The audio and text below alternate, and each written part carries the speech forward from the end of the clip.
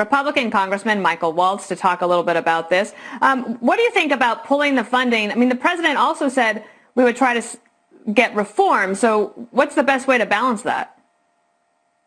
Well, it is a balance, Dana, but I think at this point, I agree with the president's move. There's a lot of his critics saying, really criticizing him for how dare he do this now to the World Health Organization in the middle of the pandemic. My argument is this is exactly when it needs to happen. We need the WHO to change its behavior sooner than later.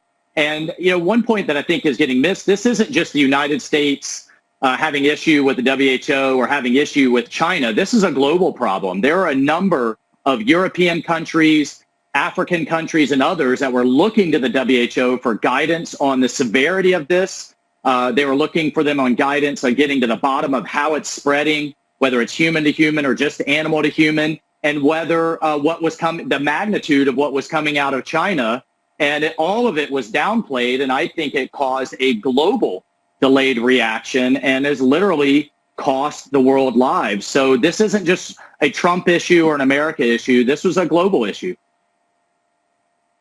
And so in addition to this WHO funding, what should happen with China and America's relationship there?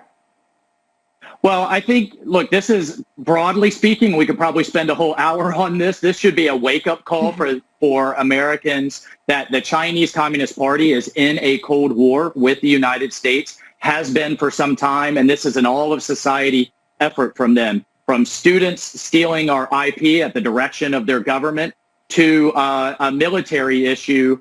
Right now, they have one of their aircraft carriers off the coast of Japan and everything in between. But I think one of the things that we have to understand is how the Chinese government is influencing these international organizations, and they're using it by influencing developing countries that are hugely in debt to the Chinese government and then influencing who they appoint to head these organizations. And that's for human rights, trade, international migration. And in this case, the head of the WHO was a former Ethiopian health minister, and Ethiopia is hugely in debt to the Chinese government. And that's how, through a back door, they are influencing these organizations to be complicit. And the last thing we should be doing, as when the American taxpayers are funding our own issues, is funding these organizations that are then parroting Chinese communist propaganda. All right, Congressman Michael Waltz, thank you and take care. All right, thanks so much.